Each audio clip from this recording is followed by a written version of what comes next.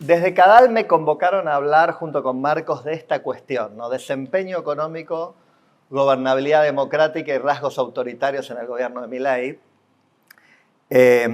Seguramente me voy a superponer un poquito, quizás con Liliana, a quien lamentablemente no pude escuchar porque llegué un poquito tarde, y seguramente con Ignacio, con quien trabajamos muchos años juntos y tendemos a ver las cosas bastante parecidos. Y quizás con alguna cosa que puedo complementar respecto de lo ya dicho. Primero quiero basarme en algunos datos muy interesantes que tenemos en mi universidad. En la Universidad Torcuato Di Tella, hace más de 20 años medimos mensualmente el índice de confianza en el gobierno, ICG. Esta medición tiene dos grandes desventajas respecto a las típicas encuestas. Primero, que es muy larga y mensual. Desde fines del año 2001, que todos los meses medimos esto. Y segundo, que está basada en 5 indicadores. Es más que la popularidad del gobierno, ¿no? Hay 5 cosas diferentes que se miden. Después podemos ver los detalles. Y esto varía entre 0 y 5. Lo máximo que tuvo fue 3,5, cerca de 3,5. Ven acá los promedios de Néstor Kirchner, NK, Cristina Kirchner en su primer mandato, Cristina Kirchner en su segundo mandato. Después tienen a Mauricio Macri, Alberto Fernández y dónde está Milei en este primer año, ¿no? Si pongo ahí esa línea es el promedio de Milei en su primer año, ¿no? Entonces, si ustedes se fijan comparativamente, Milei está bastante bien, el gobierno de Milei está bastante bien en la confianza que genera en la opinión pública argentina respecto de presidentes anteriores, muy por arriba de lo que en general estuvo Cristina en sus 2 mandatos, parecido a lo que estuvo Néstor Kirchner en su primer mandato, que fue un mandato de alta popularidad, parecido a la primera mitad de Macri, y salvo el pico de Alberto Fernández, que es el pico del COVID, ¿no? Abril del 2020, donde tuvo un gran aumento en su apoyo, muy por arriba del gobierno de Alberto Fernández. O sea, un panorama bastante optimista. Es cierto, y esta transparencia es muy importante, que hay que comparar contra el primer año de los demás presidentes, ¿no? Porque siempre hay honeymoon, siempre hay luna de miel. Y lo que ven acá, la línea roja es Milei en los primeros 13 meses. El mes 0 es el mes anterior al primer mes de gobierno, que en el caso de Milei es noviembre del año pasado.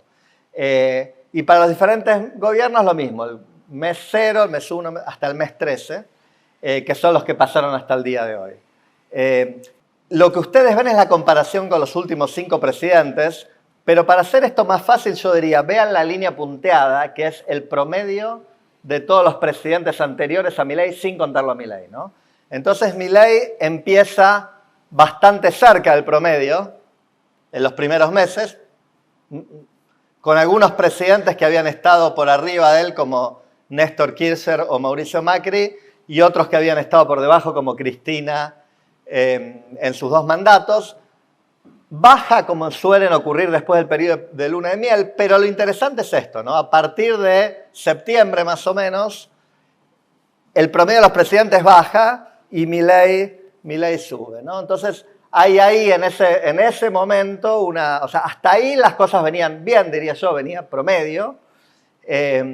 Y a partir de septiembre aparece algo así como un clima positivo de fin de año, que es donde estamos hoy, ¿no? Yo creo que hoy estamos todos con una sensación de las cosas le van bien al gobierno. Pongo algunas cosas acá. Inflación a la baja, sigue siendo altísima, pero para estándares argentinos está bajando y mucho más baja de lo que era antes. El veranito financiero, que el dólar bajó un montón en los últimos meses. Paz social, las calles están tranquilas. Esta interacción Trump-FMI que hace que el gobierno apostó a Trump, le salió bien. Eso da la impresión que alguna ayuda le va a dar a la Argentina, el FMI responde a eso, y entonces algún clima financiero, político financiero externo favorable al gobierno, y concuerdo con todo lo que dijo Ignacio sobre esa cuestión, digamos, que da la impresión que va a haber un acuerdo y y por méritos propios del gobierno, superávit fiscal y contexto político estadounidense. Esta sangría de dirigentes del PRO hacia la Libertad Avanza, que quiero señalar especialmente para aquellos de ustedes que estén hace menos en el país, que es bastante, no es muy esperable. El PRO fue un partido extremadamente exitoso, ¿no? El PRO ganó las elecciones acá en la capital federal, las sigue ganando hace 16 años, ganó las elecciones de 2015, ganó las de 2017, ganó las de 2021, legislativas, ¿no? Para decirlo rápidamente, si yo fuera un dirigente que invertí toda mi vida en el PRO, me quedaría en el PRO. Porque esta cosa es una novedad, la Libertad Avanza me refiero, muy incierta y muy volátil. Entonces, si mañana yo dejé una cosa, una construcción larga, consolidada y segura, para irme, Diego Valenzuela, Diego Santilli, dirigentes que en estos días, Luis Juez, que se han ido del PRO a la Libertad Avanza, yo diría es una apuesta muy arriesgada. A mí me sorprende un poco que la hayan hecho, pero el hecho de que la estén haciendo indica lo fuerte que es este clima, ¿no? A este gobierno le está yendo bien y uno extrapola hacia el futuro y le va a seguir yendo bien. Yo voy a un poquito climáticamente decir que hay bastantes posibilidades que las cosas no vayan tan bien. No digo que vaya a pasar, pero no hay que descartar un escenario negativo para el gobierno, ¿no? Y esto de hubris me llamó la atención, pero como decía, trabajamos mucho con Ignacio que elegimos la misma palabra, ¿no? Esta hubris de podemos hacer cualquier cosa, ¿no? Hay cosas que el gobierno hace que a mí me parecen muy sorprendentes, ¿no? La postulación del juez Lijo, de 2 hombres para la Corte Suprema y uno de ellos el juez Lijo, especialmente en gobiernos peronistas, gobierna una corporatividad cuasi mafiosa.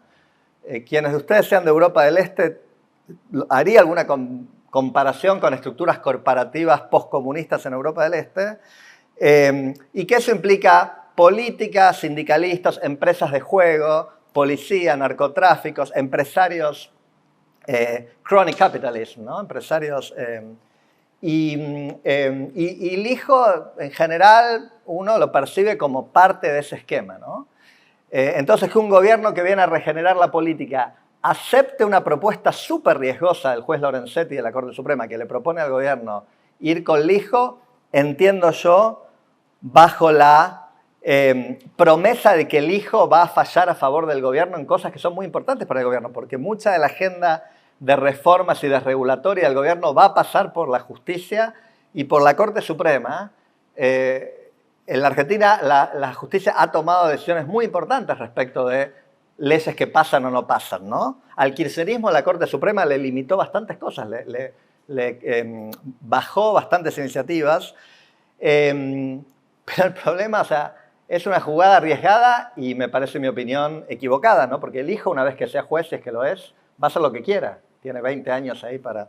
No va a ser fiel al gobierno. Entonces, me parece que fue una jugada mala, arriesgada, que no puede salir bien o porque no va a pasar, o porque si pasa, el hijo pienso que va a traicionar al gobierno bastante rápidamente, es mi percepción.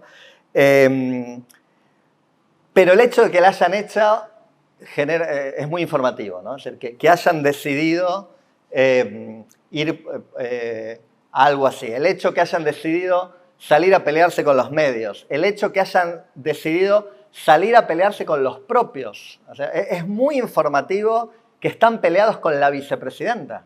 O sea, el núcleo de los 3 salió a buscar de enemigo a la vicepresidenta, que es la que controla la Cámara de Senadores. Y es la persona que Milei eligió, primero como candidata a diputada en 2023, o sea, en 2021, perdón. Él la eligió a Victoria Villarruel como candidata a diputada en la capital federal y después la eligió como candidata a vicepresidenta. Y ahora es su principal enemiga, no sé si la principal, pero... O sea, hay algo, yo diría, de... algo que no está funcionando bien en ese triángulo, ¿no? Quizás para el lado del culto a la personalidad, de que el que tiene la mínima disidencia con este gobierno pasa a ser un enemigo.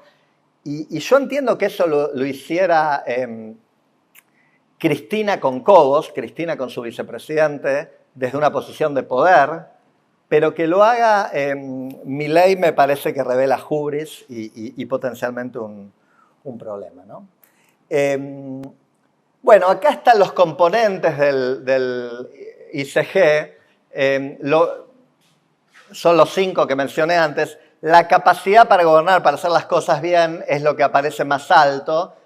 Históricamente ha estado alto, pero no, me parece que la gente está mirando ese gobierno. Este es un gobierno que puede hacer cosas. Por supuesto, el tema de la inflación ha sido el principal, ¿no?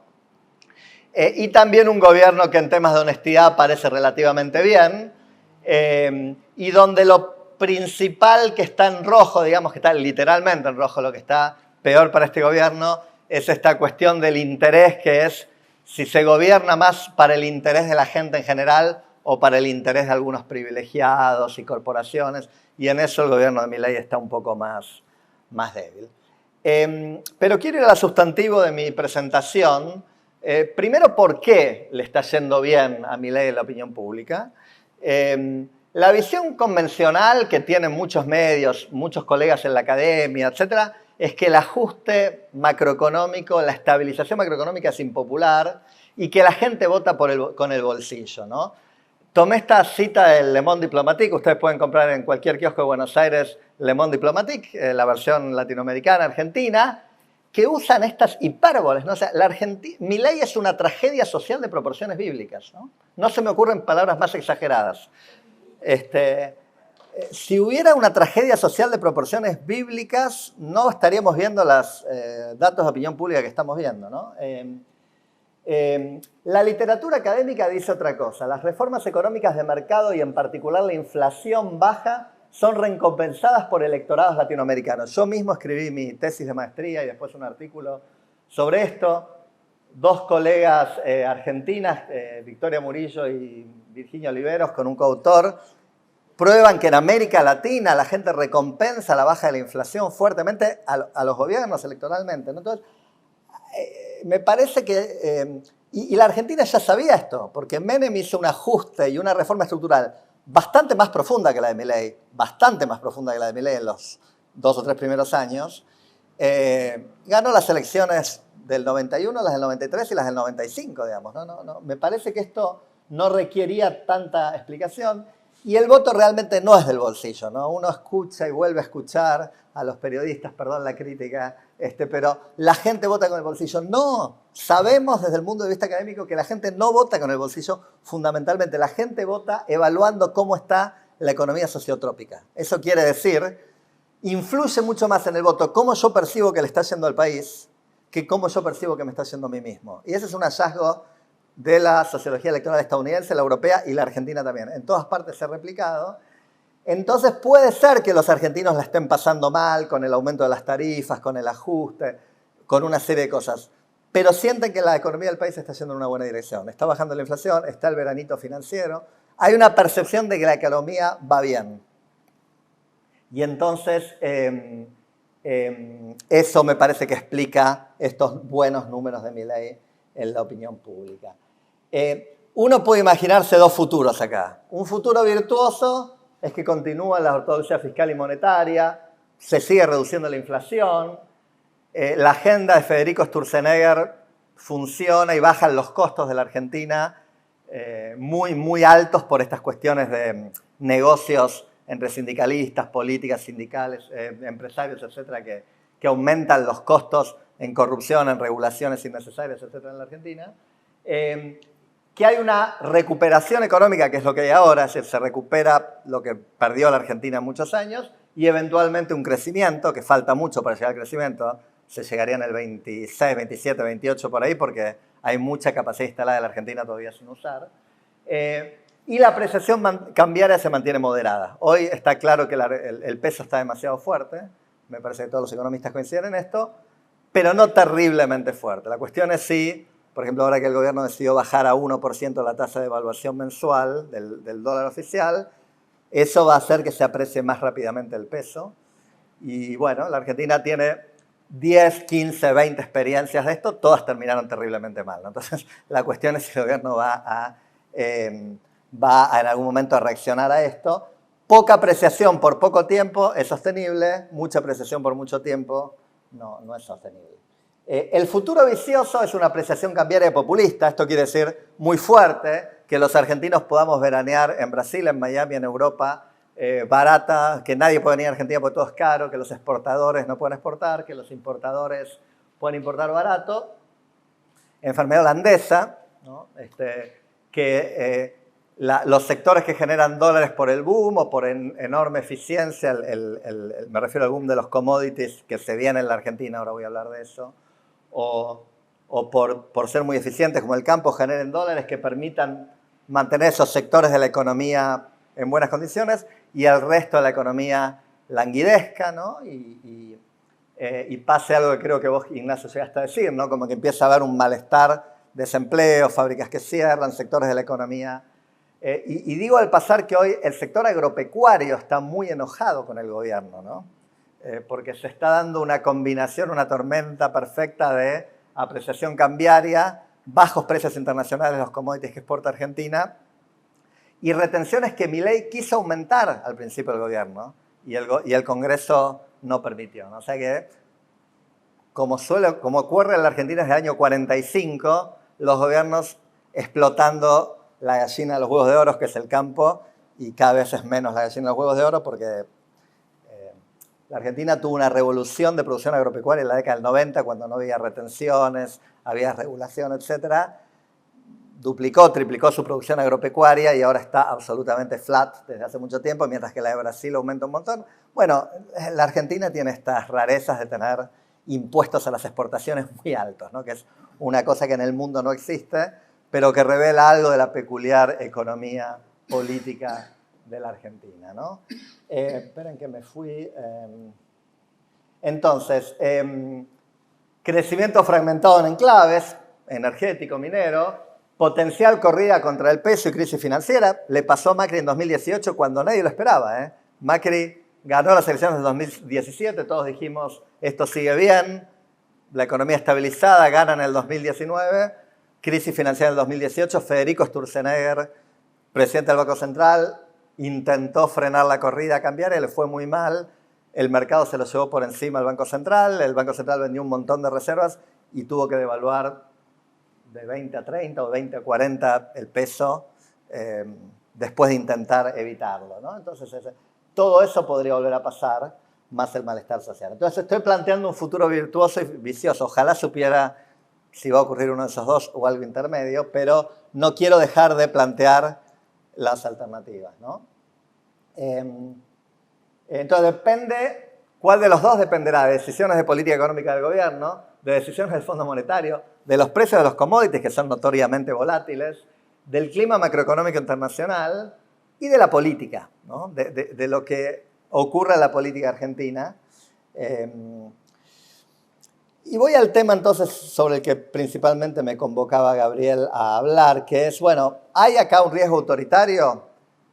Ustedes saben, aquellos de ustedes que vienen de Europa lo ven en primera persona, hay en Europa y digamos, en Hungría, en Polonia, en Turquía, en varios lugares, erosiones de la democracia desde adentro, ¿no? También acá en América Latina, ocurrió en Venezuela clarísimamente, gobiernos que son elegidos y erosionan la democracia desde adentro. Ese es el modo central de retroceso democrático de los últimos 20 o 25 años.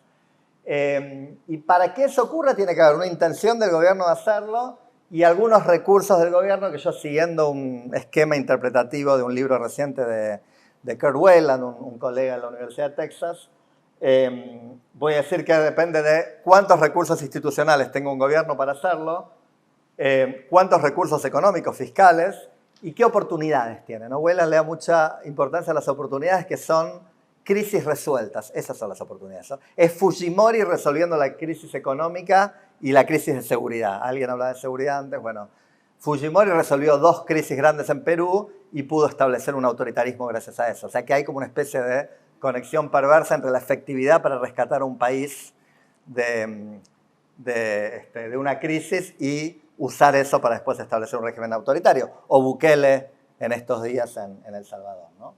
El cariz populista conservador, ¿no? Del estilo de los populist radical right parties en Europa, ¿no? Sugiere intención, que hay una intención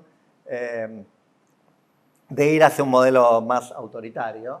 Los mensajes muy críticos de los medios, la violencia verbal del presidente contra los opositores también sugieren intención de autoritarismo. Recursos económicos, fiscales, yo diría, no en 2025, claramente la Argentina este año está en un momento de gran, austeridad fiscal, no hay plata, es real, no hay plata, ¿no? Pero a partir de 2027 empiezan rentas petroleras e hidrocarburíferas muy importantes, ¿no? Porque se están construyendo los oleoductos, los gasoductos, que con el gobierno más promercado de Milei, el RIGI, la maduración de los yacimientos de Vaca Muerta, que se vienen explotando hace tiempo, y lo mismo con cobre, litio, etcétera, van a generar, algunos hablan de una segunda pampa húmeda, ¿no? Todas las exportaciones de la pampa húmeda, que son algo así como 30.000 millones de dólares, otros 30.000 millones de dólares que van a llegar por exportaciones mineras y petroleras y gasíferas, y va a ser mucha plata eso. Va a llegar escalonadamente y va a depender la magnitud de los precios de los commodities, pero en algún momento va a llegar. Así que hay, en el futuro, hay algo de recursos económicos potencialmente usados para autoritarismo. Oportunidades, bueno, sí, claramente hasta el día de hoy Milei ha rescatado a la Argentina de una crisis, ¿no? La performance económica de fin de Alberto y Massa fue terrible, ¿no? Pobreza 42%, inflación 230%, reservas negativas en el Banco Central. Bueno, la economía argentina no podría haber estado peor a fin del año pasado. Digo, no radical, no era la crisis del 89, donde Alfonsín termina con hiperinflación, saqueos en los supermercados, etc., pero sí una percepción de crisis bastante fuerte. Y los recursos institucionales, de esto hablaba Ignacio hace un ratito, son muy débiles hoy, ¿no? El gobierno es debilísimo en el Congreso, es muy débil en la Corte Suprema, no tiene absolutamente nada en las provincias, y va a seguir siendo débil, coincidiendo con el análisis que hace Ignacio. En el Senado va a haber pocos senadores de Libertad Avanza, va a haber más que ahora, pero todavía bastante pocos. Diputados va a haber más que ahora, pero no llegando a un tercio probablemente. Y recién en 2027-29 podría haber un panorama legislativo más o menos holgado para el gobierno, ¿no? Y esto es altamente incierto, depende de que efectivamente le vaya bien al gobierno en elecciones este año y de nuevo en el 2027, ¿no? Un antecedente importante es que el kirchnerismo claramente tuvo la intención de hacer algo más autoritario, con mucho más recursos institucionales, con mayorías legislativas, y no le fue bien, ¿no? La verdad que no lo lograron, gobernaron mucho tiempo, pero lo que pasó ahí es que hay unos límites, yo voy a decir rápidamente, institucionales y fácticos en la Argentina para autoritarismos. Esto no le da garantía a nadie, pero la historia dice que la renovación parcial del Congreso, que hace que vos tenés que ganar muchas elecciones seguidas para tener una gran mayoría, el sistema proporcional, que hace que estén representados todos los partidos políticos y que no te llevas grandes mayorías legislativas, salvo que tengas grandes mayorías electorales, las mayorías agravadas que la Constitución Nacional requiere para jueces de la Corte, para decretos de necesidad de urgencia, etcétera, para procuradores, etcétera, le ponen límites como le puso al kirchnerismo. El kirchnerismo, muchas cosas quedaron trabadas por un tercio que se opuso a la agenda del kirchnerismo. Una Corte Suprema de Justicia bastante independiente, ciertamente muy independiente de este gobierno. El federalismo, que hace que haya 24 gobernantes subnacionales que hoy en día no están demasiado alineados con el gobierno nacional. Cada 2 años hay elecciones y los argentinos solemos darle sorpresas a los gobiernos. O sea, los gobiernos pierden elecciones en el momento que no esperan perder elecciones. Y una oposición que yo hoy llamaría robusta, fragmentada, desorganizada, confundida, pero si junto al PJ, a la izquierda, que son una oposición fuerte al gobierno, y a la UCR, la coalición cívica y partes del PRO que no apoyarían una deriva autoritaria, de hecho hoy están criticando mucho las derivas autoritarias del gobierno, creo que todo esto configura un panorama más o menos favorable, digamos, optimista respecto de la posibilidad de un autoritarismo en Argentina. Quiero, perdón que ya estoy un poquito pasado mis 20 minutos, pero terminar con otro riesgo que a mí me parece más grave y que tiene que ver con el riesgo que las cosas vayan mal, digamos, ¿no? y es un riesgo bastante común en América Latina, ¿no? Que es la interrupción presidencial. Hay un montón de presidentes en América Latina que no terminan sus mandatos, especialmente cuando son minoritarios en el Congreso, ¿no? Entonces, la estabilidad de Milei va a depender fundamentalmente de que mantenga esos altos niveles de popularidad que mencioné al principio de la presentación. Pero la popularidad es notoriamente volátil, ¿no? En este primer año ha sido muy sólida, pero De la Rúa la perdió completamente en un año. Cristina Fernández de Kirchner la perdió en 6 meses desde que asumió hasta julio del 2008. Alberto Fernández pasó de un pico enorme a un valle profundísimo en menos de un año. O sea, hay bastantes antecedentes de gobiernos populares que en algún momento pierden su popularidad por diferentes cuestiones, ¿no? Entonces, la Libertad Avanza no tiene escudo legislativo propio. El escudo legislativo es 1/3 de legisladores que puedan frenar un juicio político contra el presidente, ¿no? No lo tiene hasta el 2025 y creo que no lo va a tener hasta el 2027 tampoco. Propio, digo, ¿no? Con diputados y senadores propios. Es un gobierno altamente dependiente del escudo de popularidad, ¿no? Por lo menos hasta el 2027. Acá hay una lista de presidentes latinoamericanos con minoría legislativa que fueron echados o renunciaron recientemente por algún tipo de crisis. Y nosotros tenemos nuestros propios antecedentes, ¿no? Alfonsín no terminó su mandato, De la Rúa no terminó su mandato, el presidente Duhalde tampoco terminó su mandato. Entonces, lo que quiero decir, y quiero ser muy claro en esto porque suena un poco tremendista, ¿no? En este clima de fin de 2024, principio de 2025, bastante favorable para el gobierno, creo que no tenemos que perder de vista la posibilidad de que haya un 10, 20, 30% de probabilidad de esto en los próximos 3 años. No digo que vaya a pasar, creo que no es lo más probable, pero no hay que descartarlo, no hay que, me parece, dejarse envolver por el clima de éxito actual, ¿no?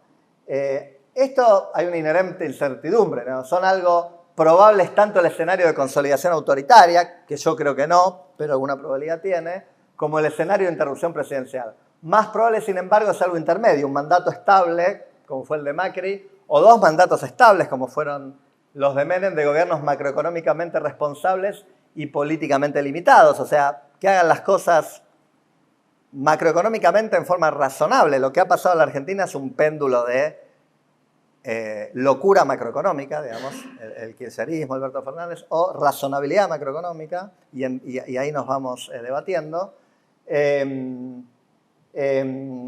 Y políticamente limitados en el sentido de que nunca el gobierno de Macri tuvo tanto poder. El de Menem, que tuvo bastante más poder, también estuvo bastante limitado. Y definitivamente, por lo que decía antes, está muy limitado. Así que si tuviera que cerrar, diría, riesgo de deriva autoritaria, puede ser, pero no muy alto.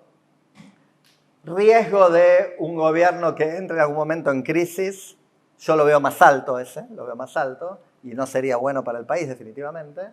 Pero posiblemente el escenario más probable es algo intermedio entre esas dos cosas. Bueno, gracias, perdón que me pasé del tiempo.